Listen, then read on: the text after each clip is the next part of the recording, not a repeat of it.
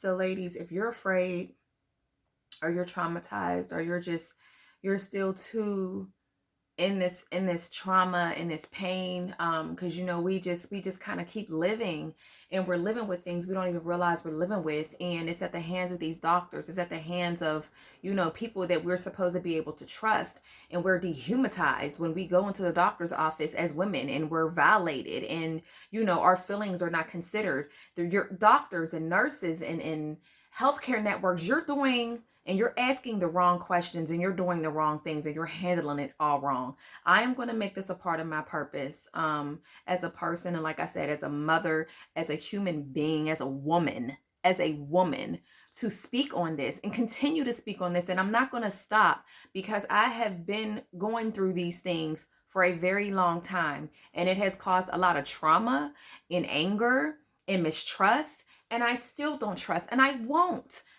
But there are some things that doctors and nurses that are involved with women's health, you need to stop doing. And it never needs to be said, or it never needs to ever happen to another woman again. And it starts somewhere. And I don't know anyone speaking on this particular topic, but if it has to start with me, then that's fine. And I know that it won't end with me.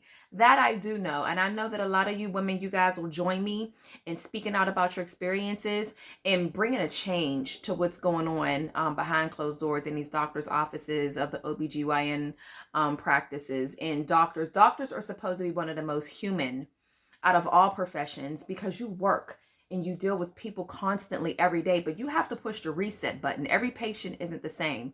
And right now, what I'm experiencing, not with just OBGYN and women's health, with the medical and internal medicine field as well, you're asking the wrong questions. You're responding the wrong way. You're not focused on what you should be focused on. And if I have to be a start to that change, or be someone who actually just initiates the fight into stopping how we are dehumanized and abused and embarrassed, and just all these emotions that doctors tend to put us through, and it's just like not a big deal, and you don't even care about what you're doing, or you don't know this woman, you don't know where she's come from, what her pains and her traumas, her past were, and you just treat her like she's nothing or nobody or just another patient. And it's not right. It's not right. So I have a mouthful. So stay tuned, you guys, to the videos that I'll be making and creating, and the message that I'm putting out. And I'm going to continue to fight. Let me know if there's a hospital that I could call and speak to, because I'm starting with mine, and I'm not going to stop there. We have to speak up. We cannot be